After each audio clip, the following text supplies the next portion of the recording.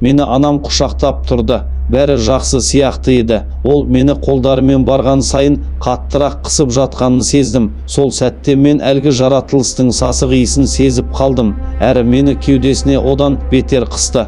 Бұл анам емес еді, мүлде ол емес. Түс көру жалғаса берді. Көшеде кенет иттердің қатты үрген дауысы естілді. Мыстан аздап босаңсыды. Мен төмен сырғып кетіп, подъезге қарай тұра жүгірдім. Сыртта қап-қара түн. Айналада бірде-бір адам жоқ. Көлікте, жануарда, тіпті құста көрінбейді. Мен қала орталығында тұрмайтынмын. Сондықтан көшелер мен тұйықтарда жарық мүлде дерлік жоқ еді. Мен ең жақын адам бар жерге жетемін деп шештім, бірақ түн ортасында қандай адамдар?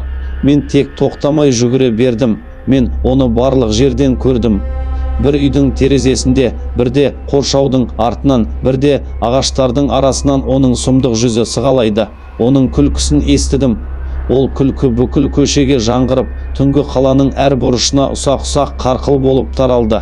Сол сәтте ойыма бір нәрсе келді, одан қашу мүмкін емес. Ол бір мезетте барлық жерде жүргендей. Неге мен сол терезеге қарадым?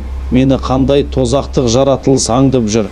Тынысым тарылып, ары қарай жүгіре алмадым. Бір үйдің артына тығылып, сәлдем алмақ болдым. Мен сырттай қарағанда қаңырап қалған мектеп ауласына тап болдым. Үлкен ашық стадион, ескі турник пен брусиялар. Кенет стадион жақтан бір дыбыс естілді.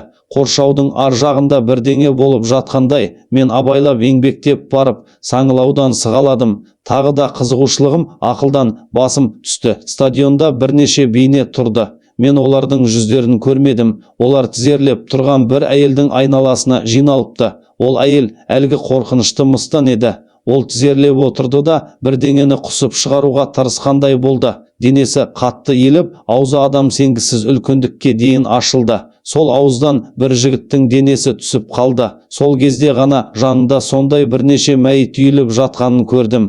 Неге оларды осында жинаған? Не болып жатыр? Кенет жердің ішінде қайдан шыққаны белгісіз үлкен тесік пайда болды. Мен бұған сенбей қарап тұрдым.